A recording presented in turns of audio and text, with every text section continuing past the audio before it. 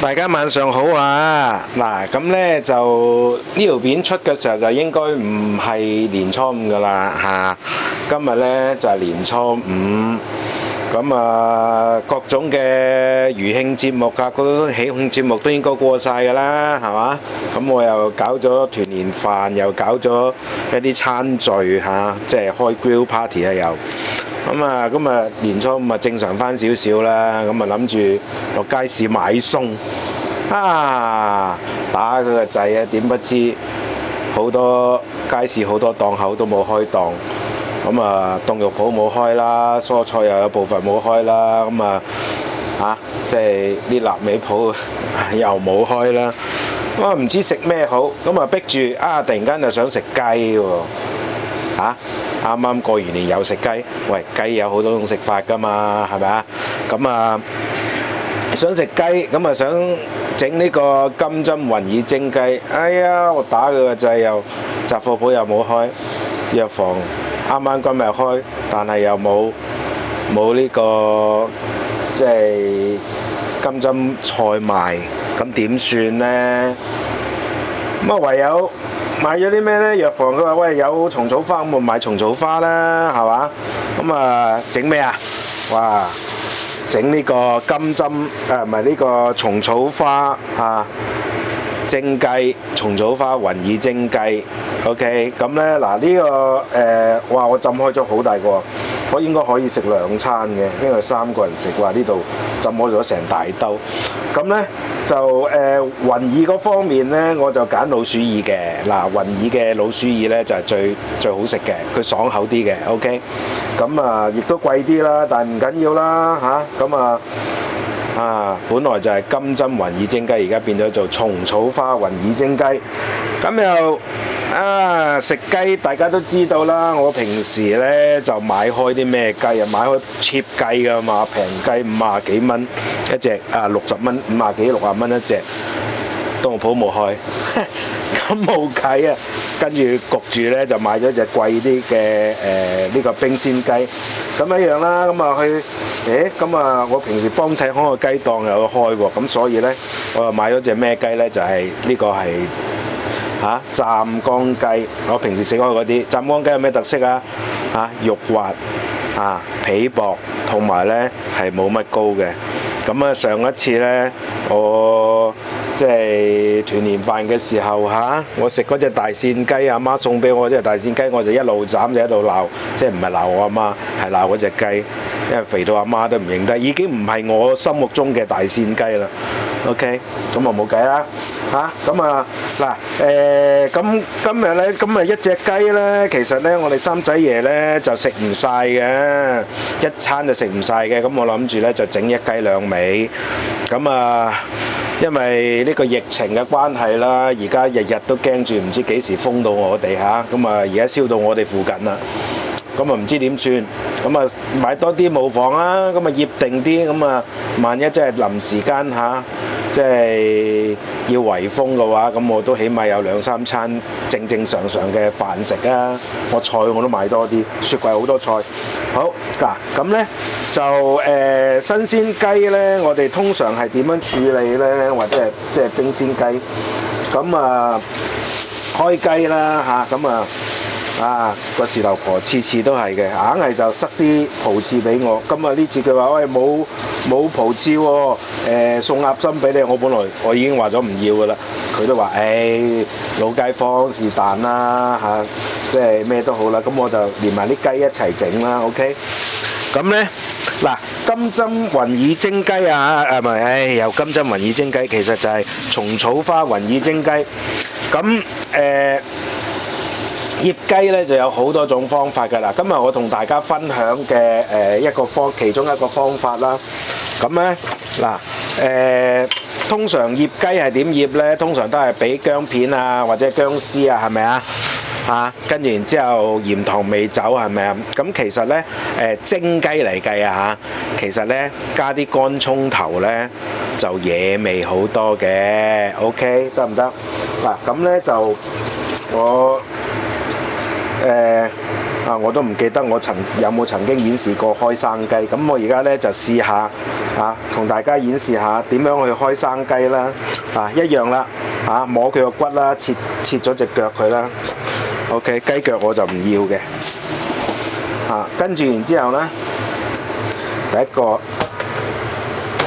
斬咗個雞頸出嚟啦。如果雞頸呢，大家係即係想要翻嘅話呢，咁啊要啦。咁我通常我就唔要雞頸㗎。嗱，開雞係點開呢？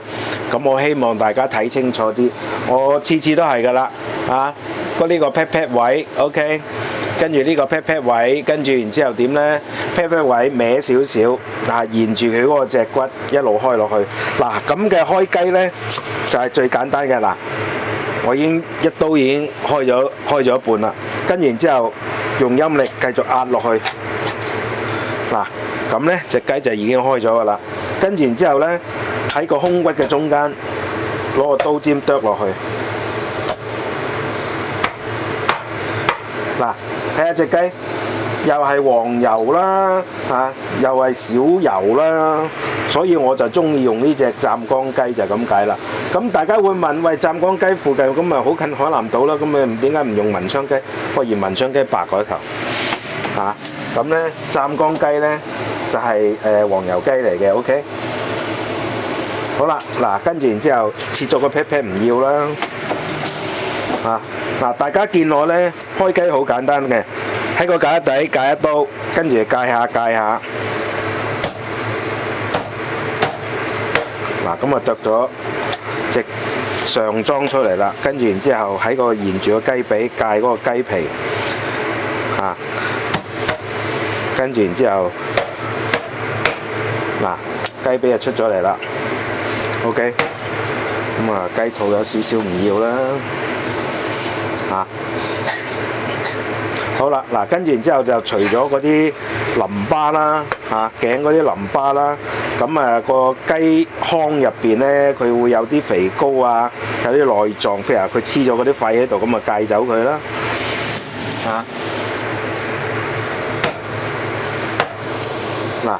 咁呢，呢個時候呢，大家呢，我就已經裁晒啲唔要得嘅嗰啲部分出嚟啦。OK， 好啦，呢個時候通常呢，呢個係嗰個雞嘅脊骨嚟嘅。咁大家呢，如果唔中意攆骨嘅話呢，呢個位可以即係呢個脊骨呢，可以沿住呢個脊骨斬出嚟，即係好似燒臘檔咁。咁但係呢，我就中意攆骨嘅，咁所以呢，通常生雞我就攞翻熟雞嘅話，我就斬走佢。OK。呢個係純粹個人嘅即係喜好好啦，再講一次啦，嗰個斬嗰個位呢係邊個位呢？首先一把刀等等先，我對一對焦先OK， 一把刀有分前、中、後3個位。咁我哋斬嘅時候係點呢？剁就用前半部分，好似我先頭開嗰個雞胸咁啦。斬就通常係中間嗰部分 ，OK， 切就通常係後邊嗰部分，得唔得？咁所以呢，大家見到我先頭落刀嘅時候呢，係呢個位落嘅，呢個位中間呢個位落嘅 ，OK， 呢個位呢係最好力嘅，大家明唔明白？我再嚟，睇唔睇到？咁呢，我落刀呢就可以落得好爽噶啦。咁你呢個黐住個雞頸唔要啦 ，OK。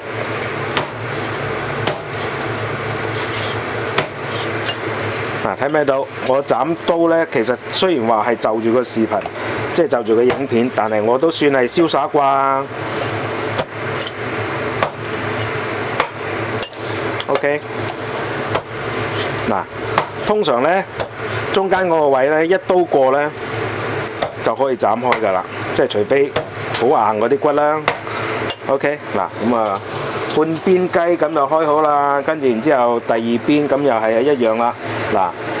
喺個接近個頸位嗰啲呢，就好多淋巴系統啊，同埋啲肥膏呢，切咗佢啦，一樣啦。反轉隻雞喺隔粒底界一刀，跟住然之後。沿住個雞髀嗰個皮界佢，直至到呢去到嗰個雞髀個較位，咁啊剁開佢，跟住然之後嗱，呢個就係雞身啦，呢個就係雞身啦，喺中間剁佢落去，分開兩半。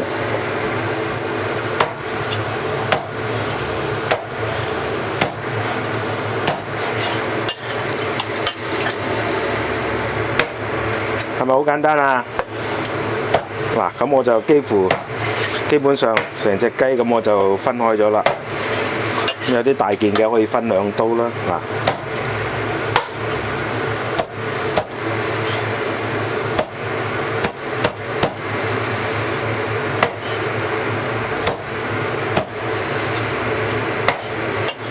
，OK。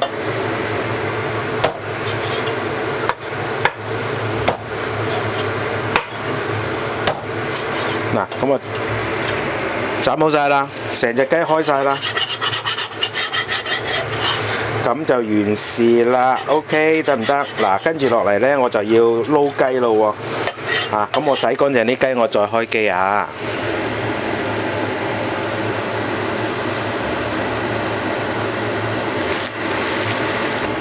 好啦，嗱，大家咁啊，先頭呢，我就介紹咗係即係點樣去開一隻生雞啦。OK， 咁呢嗱，而家呢，我就開始撈啦。咁大家嗱見到呢嗰個不鏽鋼兜入邊呢，就有兩樣主要嘅佐料嘅，一個就薑片啦。嗱，切開咗，咁呢啲薑片呢，點樣切得靚仔呢？咁我之前都已經係介紹過嘅。OK， 得唔得？咁大家嗱見到呢。呢度呢，中間有啲咩啊？乾葱頭、紅葱頭。嗱，其實呢，喺即係農家菜啊，即係喺中國內地嘅農家菜，其中有一道呢就有一個好出名嘅雞嘅菜式，就係叫做紅葱頭蒸雞。咁我哋香港人呢，咁啊通常都係習慣攞薑同葱啦，啱唔啱啊？咁咧，我而家呢，呢個撈法呢，呢個醃法呢，就係改少少，就係學習咗內地農家菜裏邊嘅所謂嘅叫做係紅葱頭蒸雞，所以呢，我就落一個紅葱頭啦，咁啊薑啦。嗱，大家見到好多嘅呢一隻雞呢，其實係已經係過分咗，因為我好中意食薑葱。OK， 咁啊紅葱頭呢，咁啊用幾多呢？通常係3至4粒啦。剝咗皮，跟住然之後打橫切約略嘅厚度就切開2刀。OK， 咁就切成而家咁嘅形狀。嗱，好啦，咁呢就醃雞嗰方面呢，其實呢就都大同小異嘅啫。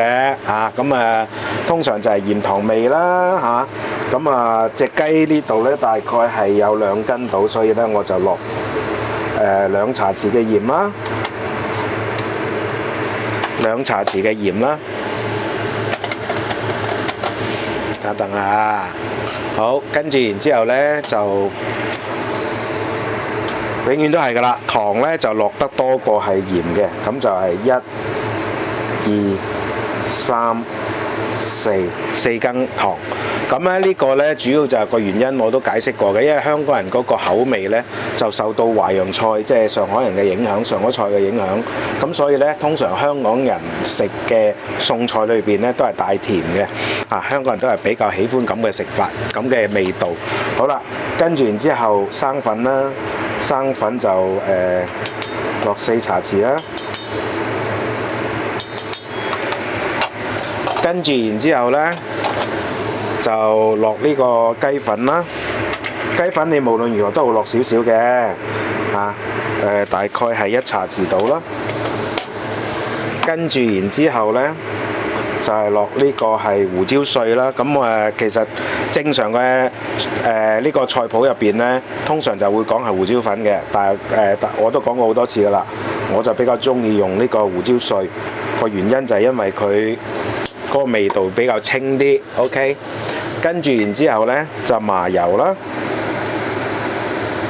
嗱，咁去到呢個部分呢，大家見到已經係差唔多係正常嘅家庭式嘅一個醃法啦。OK， 咁呢，想啲雞肉呢滑啲嘅話，咁就當然要令到佢呢嗰個更加入味嘅話，要落乜嘢啊？大家記唔記得啊？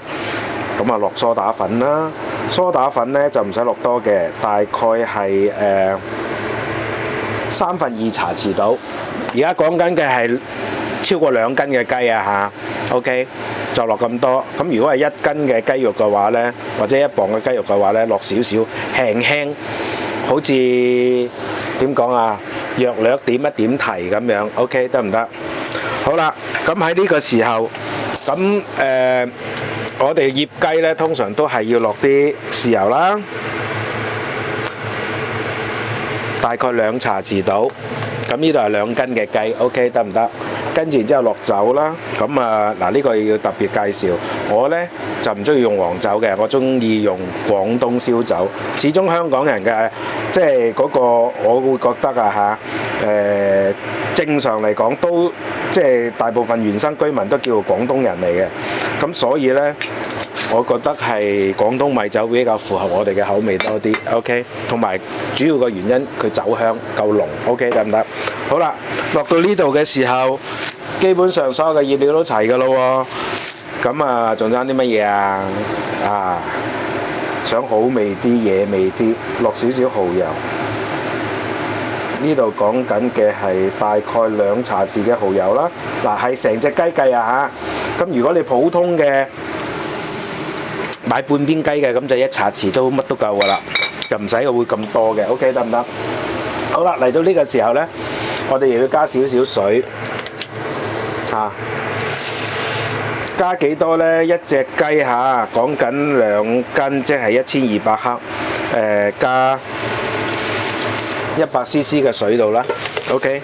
好啦，喺醃之前呢，我哋要將啲醃料同埋啲佐料攪勻佢。等佢更加好嘅呢個部分，點解要咁做呢？主要就係等呢嗰啲薑葱呢就更加好嘅出味，揸佢啊，更加好嘅出味。咁同埋呢就係可以令到呢嗰啲醃料呢就更加均勻，就唔會話出現呢有啲鹹有啲唔夠味嘅現象。OK 得唔得？好啦，嗱揸到咁上下，嗱可以出力啲揸喎。OK 揸碎晒啲葱都唔怕，揸散晒啲葱都唔怕嘅。嚇！佢個賣相唔喺呢度，最緊要嗰個食味，呢個過程係好緊要嘅。嗱，我知道咧，好多人習慣咧就係將所有嘅醃料咧就掟晒落嗰啲肉嗰度，跟住然之後先至撈。咁其實呢個咁嘅方法係錯嘅。OK，因為咁樣做咧，好容易會令到啲醃料唔均勻嘅，得唔得？咁啊，如果你加咗蘇打粉嘅話，要令到有啲肉咧就霉，但係另一啲肉咧就鞋。OK，咁所以呢，正確嘅開調味，即係醃嘢，正確嘅開調味嘅方式呢，就一定係先落晒所有醃料，然之後落晒所有佐料，然之後呢揸勻佢，等佢更加好嘅融合個味道，然之後先落啲肉落去醃，得唔得 ？OK， 而且呢個呢，有個非常之好嘅好處係乜嘢呢？你可以試味，你唔使驚有生肉。試到嗰個味道啱為止，唔夠鹹就繼續加落去，鹹嗰頭呢即刻溝翻稀佢，得唔得 ？OK， 明唔明啊？好啦，嗱咁依家呢就撈勻咗咯喎，咁我雞先頭呢就洗咗㗎啦，咁啊約略係即係瀝一瀝水啦，瀝一瀝乾啲水啦，嗱而家就放晒落去，咁嗱而家大家睇到嘅個面頭都仲有好多水嘅係咪？咁呢我撈下撈下呢，等陣間呢就即係佢會吸晒佢㗎啦。主要呢，點解成日話要加呢個係即係蘇打粉呢？其實蘇打粉嘅作用呢係可以幫助佢更加快速地去吸水嘅。咁而嗰啲肉類越吸得多水嘅話呢，咁呢佢就越嫩滑嘅。OK 得唔得？嗱，咁啊而家大家慢慢可以睇下我點撈啦。一邊就筷子，一邊就手。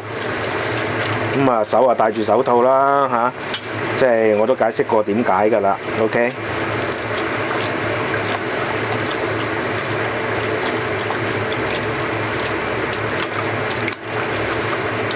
嗱，撈嘅過程咧，好多人咧就求其撈幾撈就算啦咁樣，咁其實又係唔啱嘅。你要撈到點為之撈好咧？就係要撈到咧，佢開始起膠，啲水咧吸得七七八八，最後尾咧你拎起身咧，你係唔會見到有水滴翻轉頭，咁嘅效果先係啱嘅。所以呢個咧，通常咧撈嘢嘅時候，我哋係要花幾分鐘嘅時間，最少5分鐘啦。都係嗰句説話啦，有啲時間係唔慳得嘅學啲嗰次嗰個黃鱔飯咁樣，我博我個妹，喂，好嘢食就梗係要耐心等候㗎啦，要時間㗎啦，係咪啊？而家好香嗰啲酒香同薑葱嘅味道。咁我呢個醃法再講啦，就係我係學咗內地農家菜嘅紅葱頭蒸雞嘅一個醃法。咁其實呢，醃雞都來來去去即係萬變不離其宗嘅，都係鹽糖味、豉油酒。OK， 咁當中個變化就係你佐料方面啦，同埋喺醃料嗰方面呢，可能會有少少嘅即係加多減少啦咁樣。主要個分別就喺呢一度。咁而家咁樣醃法呢，你蒸出嚟呢就會好好食噶啦咁大家睇過咁多嘅影片，係咪好少蒸嘢啊？好似淨係蒸過水蛋啦，蒸過呢個肉餅啦。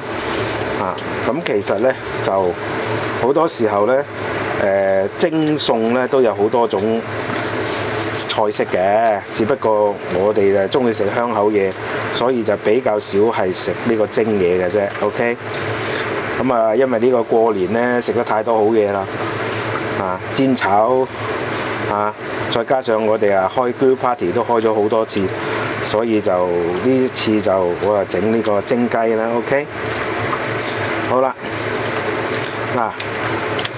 咁呢可以慢慢呢係越撈越快嘅，同埋呢點解我要用手呢？我可以用手用陰力去揸佢，揸呢個動作呢，我特別大聲啲強調一下，揸呢個動作呢，係喺我哋醃嘢嘅過程當中呢，係好重要嘅。另一個重要嘅動作係乜嘢？抄咁樣抄。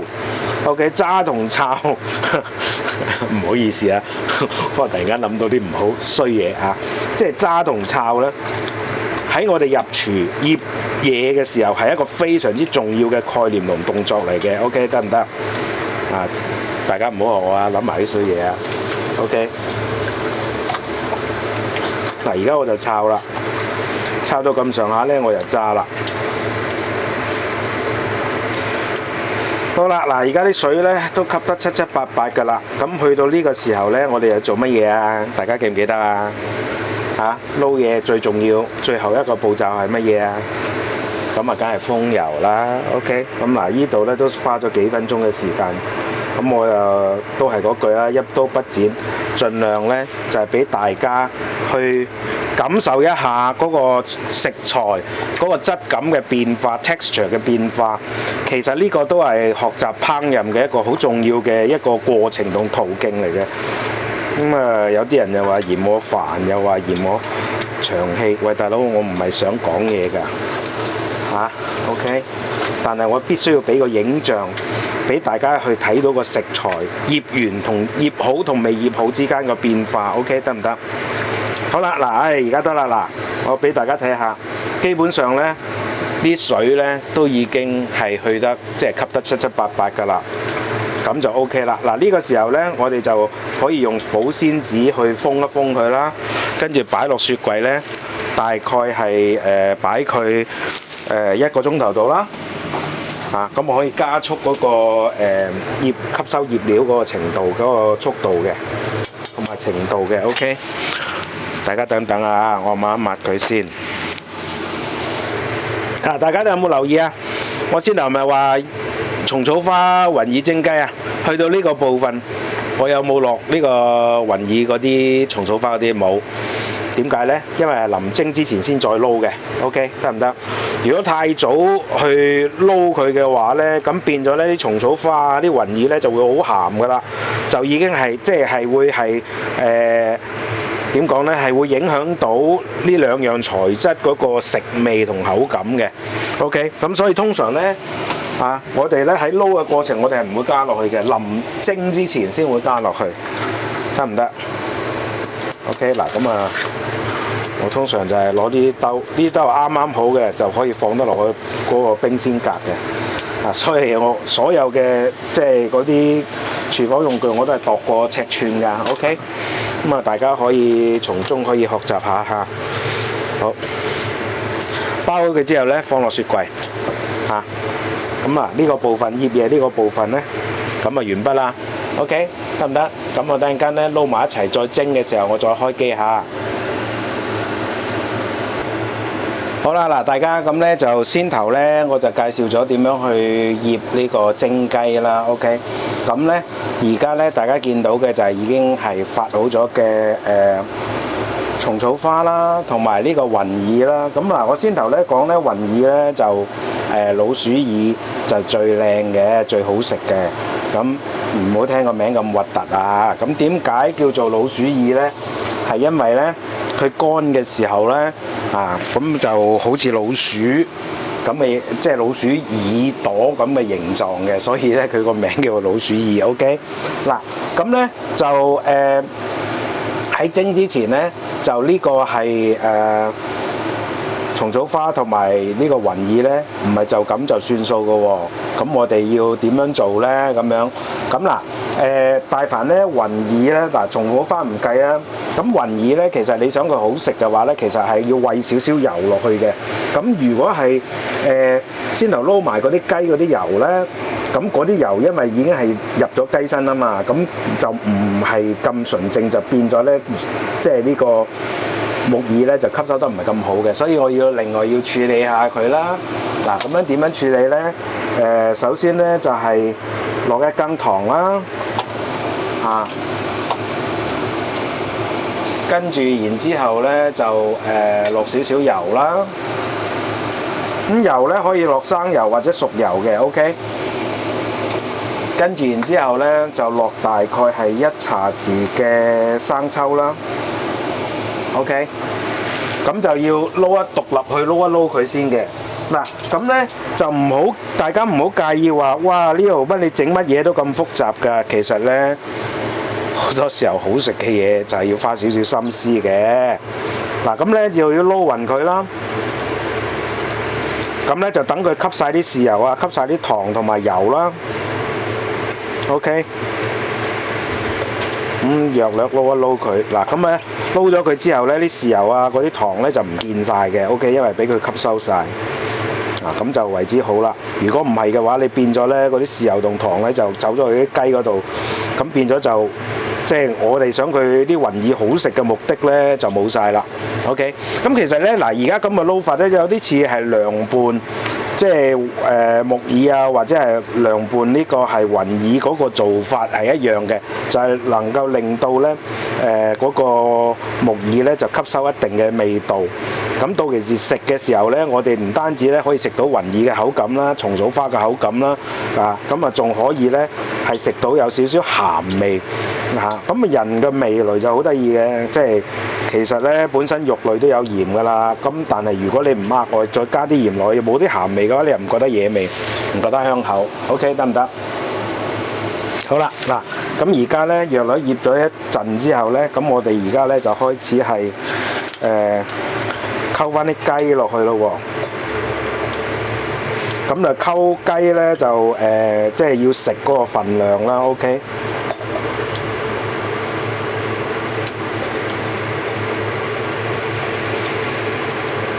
咁啊唔使太多嘅，只要適量，你夠嗰餐食就得㗎啦。OK，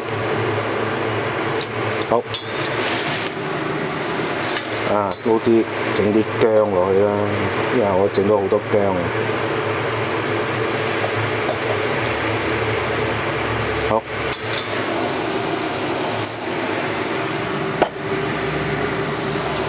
好啦，跟住然之後，呢個時候咧就撈勻佢。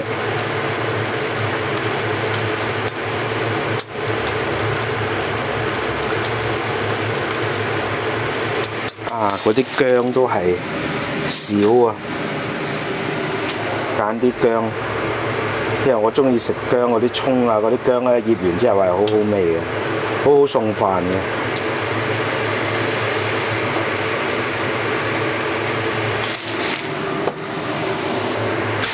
嗱，而家咧我大概都係用咗1/3個雞度，咁因為點解咧？主要就係因為我唔係淨係一樣餸嘅，今晚。仲有第二樣餸嘅，咁我又唔想話即係隔夜食就嘥咗啦，就盡量咧一晚就食晒啦。OK 得唔得？嗱就咁撈勻佢 OK 咁啊搞掂啦。跟住然之後攞隻適當嘅碟。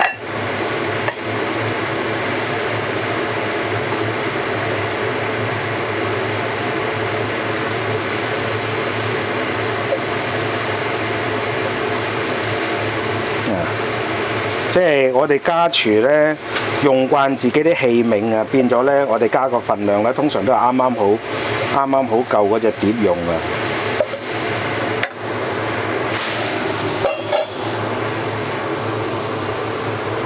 嗱咁啊，擺翻勻佢啦嚇，砌得佢靚仔啲啦，到期時就可以嚇，即係蒸起身呢，蒸好咗之後呢就好靚噶啦。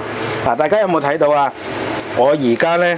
我係落嘅時候係咪見到好少水啊？因為嗰啲水呢，我之後撈得好啊，咁所以呢，嗰啲水呢就已經係吸晒，俾啲雞吸晒㗎啦。啊，咁到時蒸呢，佢又出翻嚟嘅啲水啊。咁咧呢個咧呢隻咁嘅即係相對地唔係咁淺嘅碟咧就剛剛好啦。突然間咧嗰啲雞汁我嚟撈飯咧又係好正嘅。OK 嗱就咁啦，擺好。突然間咧我落鑊蒸嘅時候再開機啊！嗱好啦，大家咁咧就已經係隻鑊煲滾水啦。咁我哋而家就放雞落去嚇。